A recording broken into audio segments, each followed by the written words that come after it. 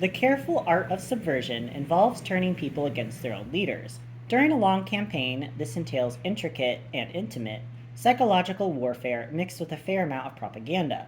This means everything from arming opposition leaders to facilitating the escape of political prisoners to simply attending to the core needs of the people you wish to convert. You give them money and prescription drugs. You pave their roads. You give children candy and toys. And then you tell the people that their government is corrupt and controlled by a puppet master in the West, the East, the North, the South.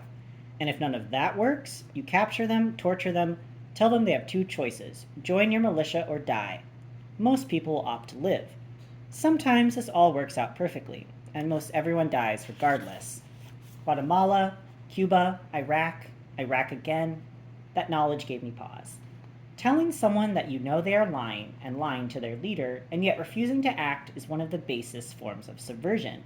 You do it to build trust while creating a false sense of reciprocal empathy between a rank and file soldier just doing his job and the person they are charged with guarding. But if Jarhead knew who I was, that meant he was aware of one of the most profound truths concerning intelligence.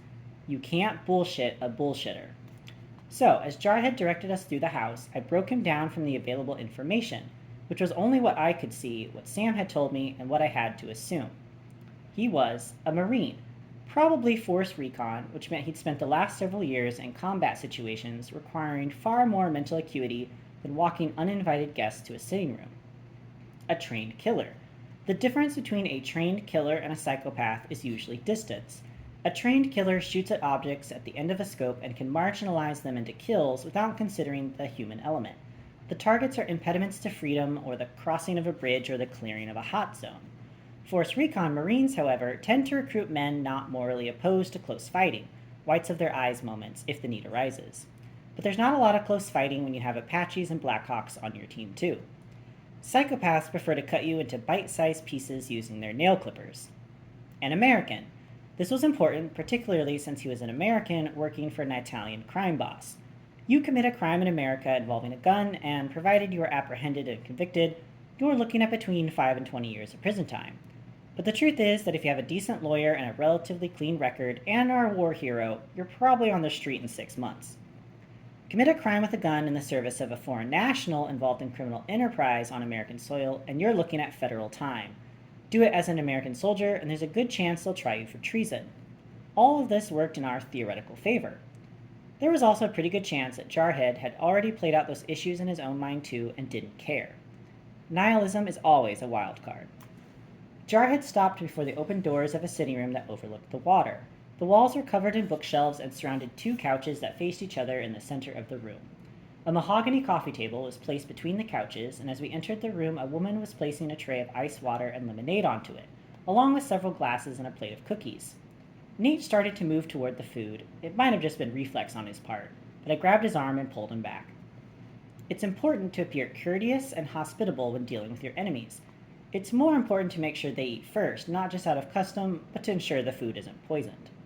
When the woman left, Jarhead finally spoke again. "Please give me all your weapons," he said. Usually in a situation like this, I'd be concerned that Nate might do something stupid, like start shooting, but I'd made my calculations and felt somewhat secure that Jarhead was working on the level, or at least a level that allowed him to be threatening but not outright murderous. So I immediately began disarming and handing everything over to one of Jarhead's men, which caused Nate to do the same thing. Jarhead hadn't said another word directly to me, but I was certain now that when he said he knew me, he wasn't speaking philosophically. Now I was trying to figure out how. My first impression upon seeing him was that he'd been in Kabul. The truth, however, is that he could have been anywhere. We could have huddled against a berm together for 5 minutes in Iraq. We could have been in a classroom in Virginia. We could have sat next to each other on an Apache hovering over Malawi. What was obvious, no matter the situation, was that he didn't know Tommy the Ice Pick and wasn't all that concerned by my deception. At least not to the point that he actually acted on his knowledge, which in and of itself was cause for concern. There's subversion, and then there's third-rail treachery. Jarhead was standing close enough to the latter to be putting off sparks, playing both sides without any visible recompense. Which meant he had his own agenda, provided I didn't try to choke Christopher Bonaventura to death. "You ever do any time?" I said to Jarhead, once all of the guns were collected. "Because you look like a guy I knew back in the day."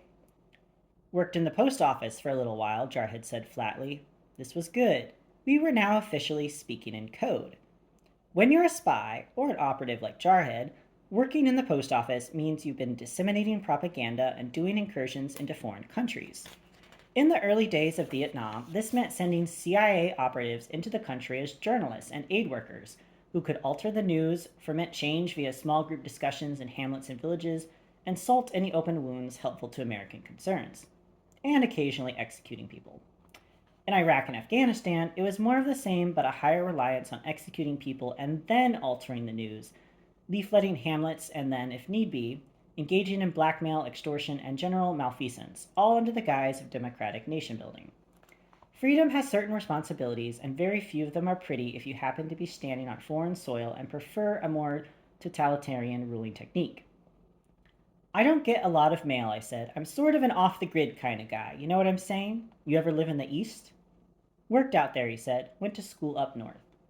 Translation: was stationed in the Middle East, or at least dropped in a few times in the dead of night and took out Ba'ath Party members in advance of a Humvee line. Trained in North Africa, which meant we had similar skill sets. Not a great development. You get to any clubs? Maybe I've seen you at one. Didn't go out much after I stopped working at the post office, he said. Just wanted to stay home. And now I get to make my own hours. But who knows? Something interesting happens in the mail industry, maybe I'll get back into it. I just love to work. Translation: covert ops, decommissioned, freelance. Loves to answer the phone at 3 a.m., put on black body armor, and kill people. Further translation: no problem killing my entire family if that's what his orders were. Great, I said. Good you like your job. We stared at each other for a few seconds, each of us taking account. There weren't a lot of soft spots on Jarhead. My best chance with him would be to go for his eyes, try to get knuckle deep in one and see if he submitted, which was unlikely. Jarhead didn't look like the kind of guy who submitted to anything. Likewise, Jarhead was trying to calculate my soft spot. He looked me up and down slightly and then almost imperceptibly cut his gaze to Nate. Working with family is more rewarding, he said. I learned that from Mr. Bonaventura. He was good, and he knew it. Happy with his progress in sussing out the threat level in the room, Jarhead told one of his men to get his boss, and a few moments later, Christopher Bonaventura stepped into the room with the studied nonchalance. In photos, Bonaventura looks dapper and collected, like he's always about to sip a martini and smoke a cigar before engaging in a lively game of chance somewhere in Monaco, just prior to jumping on a Learjet bound for the Caymans. Or ordering the murder of his father, because the truth is that he is a thug. Nothing more, nothing less. But on this day, he was a thug holding a birthday party for the 5-year-old daughter, which meant he wasn't looking terribly dapper. He had on a plain white t-shirt, tan shorts that showed off his pale knees, and I noticed that he hadn't bothered to put on any shoes. There were bits of grass and dirt between his toes, and he smelled vaguely like cotton candy, which made sense since there were tiny pink gobs of it on his chin.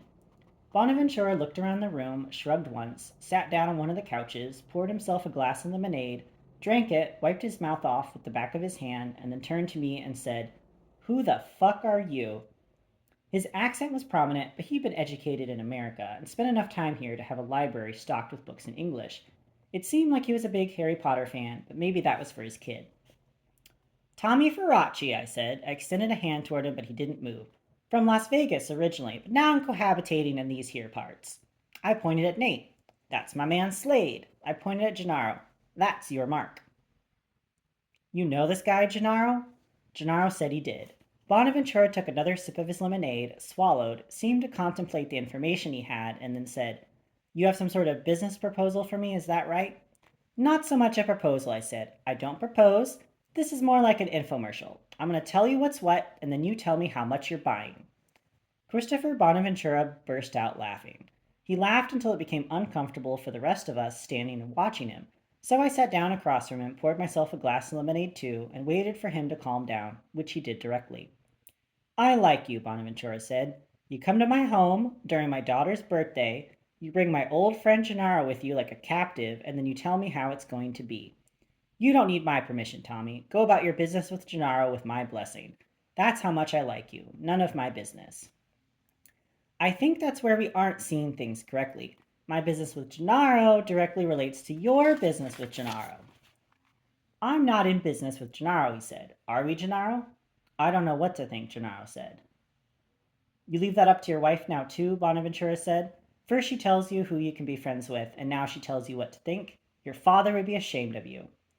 Gennaro flinched but didn't say anything. Here's the dealio, I said, ignoring whatever was going on between the two of them. And by ignoring, I mean that I was paying absolute attention, but that Tommy the Ice Pick had a single minded determination to get on with the conversation. I can't have you working the open seas like your Gaspar. This is my water, so you won't be fixing races on it unless I say so. Gennaro, why would you tell him I'm doing that? Gennaro looked at me and then back at Bonaventura. If he followed the script, we'd be fine. He has my wife and child, Gennaro said. He told me if I don't lose the race, he'll kill them and then me. Perfect. Here's how it is, I said. I motioned to Nate, who was holding up a bookcase with his back while trying to look menacing. My guy Slade over there takes a lot of action on these races, and everyone he talked to this week said the Pax Bellicosa was the way to go. Lots of cheese going that direction. So I made a couple of calls, talked to some guys on the other boats, and by talk, I think you know what I'm saying, right, Chrissy? And it all came back to you. If this were true, he said, why would it be any concern of yours? Where did you say you're from? Las Vegas originally. Spent a couple years in Angola, the one in Louisiana, and finished up down here at Glades, and my friends have been nice enough to let me set up my own shop here. Guess I just got used to that clean Florida life, I said. See, no disrespect, but this race isn't being held in Corfu, so you want to get this in Miami, you go through my shop. And then there's the issue that my shop has certain worldwide interests involving Mr. Stefania here, and they don't involve him winning any more races. Bonaventura stood up and walked over to the window. He was still sipping on his lemonade. Perfectly casual, not a single ounce of stress in his bones. You seem like a reasonable person, Tommy. That's what people say, I said. And I think I'm a reasonable person. Wouldn't you say that, Gennaro? That people consider me reasonable above all else? I don't know, Gennaro said. Sure you do, Bonaventura said. Wasn't I reasonable when you came to me for help? Wasn't I reasonable in not telling your family of your own insecurities? Wasn't I reasonable when you were kids, Gennaro? Didn't I handle all of your problems then in a reasonable way? I didn't like where this was going. Hey, everybody thinks everybody is a peach, right? I said. Right, Bonaventura said. So let's do a little algebra, Tommy. Is the water in, what did you say, Corfu? Is that the same water that flows through this bay? Hey, I said, I ain't some kind of waterologist here. You want someone to explain to you how water works? Go get yourself a dolphin. You want to know how money works? We can talk. I was walking a very thin line between cocky and the victim of an assassination, though I thought it was unlikely Jarhead would do anything to me. If he knew who I was, he knew what I was capable of, and I was capable of taking down this entire room in less than a minute. Though when I looked over at Jarhead again, I did some quick math and decided it would probably take an extra 40 seconds or so to deal with him. Thing was, right when I looked over at Jarhead, he looked right at me, as if maybe he was doing the same math. No disrespect, I continued, but this isn't bocce ball we're talking about here. Bonaventura laughed again. You pretend that you're dumb, Tommy, he said. He walked back across the room and stood directly in front of me, so that I had to look up at him from my spot on the sofa. I could see the smoothness of his skin up close, could smell his cologne, could see the glint of diamonds off his watch. Could break both of his legs in 15 seconds, maybe less. But I know you're smart, he said, and then pointed a finger at me, but not in a threatening way, just pointing out the obvious. So I'm going to explain to you one time the universal truth of this business you think you're in. All the water that I see is mine. I don't care where in the world I am. If I want it, it's mine. If I choose to have sway over a race in Miami or in Italy or in the fucking toilet you sit on each morning, I do it. There is no why, I do it. So you tell your people to leave his family alone, or you, your people, everyone your people know, have a problem. Do we understand? I don't know who we are, I said. I spread my legs out so Bonaventura was actually in the V between my feet, effectively trapping him where he stood. But I know I understand one thing, and you told me another. Your smugness is not becoming, and it will not last, Bonaventura said. He looked down and saw my legs. If you'll excuse me, I have a birthday party to get back to. If you were a lunatic, this would be the moment when you would kick Christopher Bonaventura in the knees, and then while he was down, you'd probably kick him in the head too. You'd stand on top of him and you'd say something you first heard on television or in a music video or uttered by an action hero, and then Jarhead would shoot you in the back of your skull. Tommy the Ice Pick was a lunatic. Michael Weston didn't want to get shot in the back of the head, but neither of us was letting him go yet. Out of curiosity, I said, where do you get an elephant? My kid, she's always asking for a puppy or a gerbil, and I figure one day, who knows, I might pick one up. But you can't just go into PetSmart and find yourself an elephant, am I right? Move your legs, Bonaventura said. I'm not done talking to you yet, I said.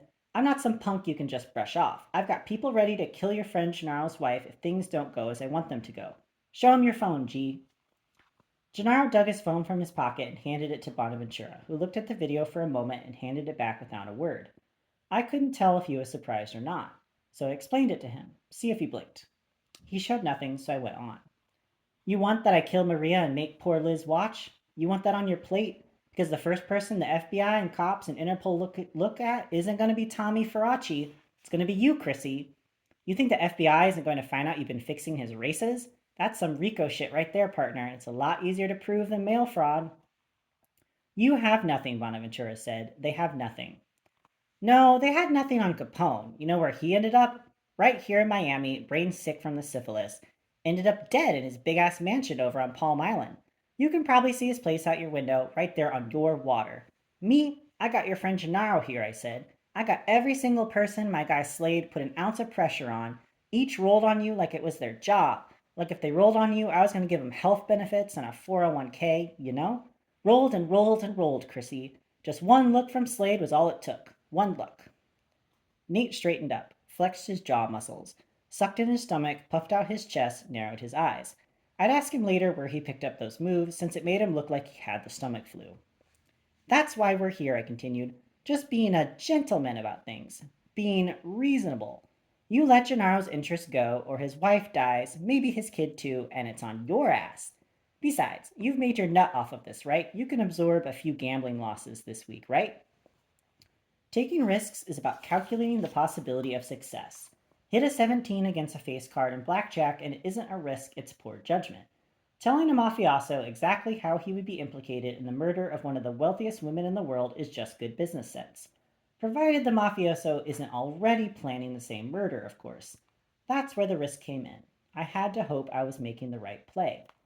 Bonaventura briefly shifted his eyes over to Jarhead. A real bully only attacks when he knows he can't be beaten, when he has someone else to handle his business if it looks like the odds aren't in his favor. And Christopher Bonaventura definitely had the odds. You touch Maria Atone and you will not sleep another night, Bonaventura said. A person with actual skill and training doesn't care about the odds, especially when fighting someone who has always relied on personal intimidation and not actual physical prowess in defeating his opponents, or if the person with skill is actually looking to get hit. I wouldn't dream of touching her, I said. The plan is for one of my guys to chain her to the anchor, toss her over, and see if she's Houdini. I looked at my watch. In about 15 minutes, if they don't hear from me, Gennaro's wife will be under your water, Chrissy. If you want to avoid getting hit in the face and aren't much of a fighter, the best thing to do is run away. Adrenaline and fear will give you a burst of speed that your attacker may not be able to match. It will also give you the opportunity to find a weapon or better other people. Civil society is usually more of a deterrent to violence than a piece of balsa wood being waved by someone in mortal fear for their life. If running isn't an option, you want to control the situation as best as you can. That means controlling the point of attack. If you're going to get hit in the face, if in fact you're encouraging someone to hit you in the face, the forehead is the best possible landing position for your fist. The forehead's main job is to protect your brain, which makes it one of the hardest plates in the human body. As a side benefit, your forehead has an interstate of thick blood vessels crisscrossing from just above your eyebrows up through your hairline, and when punctured, they tend to geyser. It's how every professional wrestler is able to bleed out on the mat and still make it back into the ring the next week. Most people not involved in professional wrestling don't care for the sight of blood, particularly not blood in geyser form. The other side benefit is that there's a pretty good chance that the person hitting you in the forehead is going to break his hand, or at least a few fingers or knuckles, especially if you're someone like Christopher Bonaventura, who just tucked his thumb into his fist. It's a common tactic seen in 5-year-old girls and nervous mafia bosses who realize they've been backed into a corner by someone calling himself Tommy the Ice Pick. So, as Christopher Bonaventura swung down at me, I tilted my head back and thrust my neck upward, letting him catch me flush in the forehead, but without losing any control over my neck muscles. If you don't want to get knocked out when being hit in the head or face, you have to learn to control the acceleration and deceleration of your head and neck muscles. When someone hits you in the face and you pass out, what's actually happening is that you're having a stroke. A very small stroke, but a stroke just the same. You want to avoid having a stroke. A rotary blow, a roundhouse left for instance, will cause your head to swivel sharply, compressing and constricting your carotid arteries, which is not a good thing if you enjoy having regular cardiac function or the ability to speak. An uppercut works in much the same way, except that instead of constricting the carotid, the whiplash effect of the acceleration compresses the circulation to the back of your brain. Keeping circulation flowing to the back of your brain is important, particularly if you like controlling your motor functions. Getting hit square in the chin might snap your temporomandibular joint like a chicken bone, but if you have a strong neck muscle, you'll only pass out from the pain. If you don't have the opportunity to walk around with weighted headgear for a few hours every day in order to build up muscle, try yoga. The natural resistance training will give you flexibility and core strength. The serenity might keep you away from angry mob bosses intent on punching you in the face. Barring the ability to achieve any of the above, your only other option is to match or beat the velocity of the object moving toward you, so that when it impacts, most of the damage goes in the other direction. Or exactly what happened to Christopher Bonaventura's fist. I felt his thick wedding band dig into the tightened flesh of my forehead, splitting it right where I'd hoped, sending a spray of blood out from my head, which I then flung forward, dousing him, and then dousing the sofa and getting a few drips and drops on the coffee table too. If I got the opportunity, I'd walk over to the bookcase and grab Harry Potter and the Goblet of Fire and leave a couple streaks there too. All of which would be hard for Bonaventura to explain to his daughter, the nice invited guests here for her birthday, and the elephant tamer too. But first he'd need to go to the emergency room, since as soon as his fist landed on my forehead, he let out a shriek, which told me he'd probably just broken his thumb, maybe his ring finger too, which would serve him right for hitting me with his wedding band. He stumbled out from between the sofa and the coffee table, holding his hand and covered in my blood. Nate made a move, but Jarhead gave him a slight shove that sent him back against the wall. It was a half-hearted effort by both of them, which is about what I expected. Jarhead was going to let Bonaventura do what he was going to do, which didn't end up being much at all, which was probably better for all involved. I had two options here: pretend to be really hurt or be the tough guy. "That all you got?" I slurred. I staggered up and then fell back into the sofa. Bonaventura stood next to Jarhead and glared at me. It was about all he could muster, since his hand had already started to balloon grotesquely. Also, I was shaking my head back and forth, spreading blood onto as many surfaces as possible. He was going to have quite the cleaning bill, though something told me he could afford it. His daughter might only get an alpaca for her next birthday, however. "Get this trash out of my home," he said to Jarhead. "Does that mean we have a deal?" I said, "because Maria has about 10 minutes left on her clock." I tapped my watch. "Tick, tick, tick, Chrissy." He glared at me some more, then he turned and glared at Gennaro. He took some time doing that glaring thing to everyone in the room, even his own guys. I got the impression that he thought this was a good way of communicating rage and indignation, generally, but at that moment I think it was also a way to keep him from crying out in pain again. "I hope you know what you've done," he said to Gennaro. "All I know is that I don't want my wife to die," he said. "If I am in this maniac's pocket or yours, I can't see the difference." Bonaventura walked out of the room without another word, which I took to mean I'd solved one of our problems. I took one of the throw pillows from the sofa and pressed it against my forehead and then stood up, which got the blood flow to stop. "How many minutes was that?" I said to Jarhead. "9," he said. "Think I can get a ride on the elephant?" "Not this time," he said. He motioned to one of his guys, who gave me and Nate back our guns. Jarhead then handed me a card. All it had on it was his name, Alex Kyle, no number. "Call me," he said. "We should talk."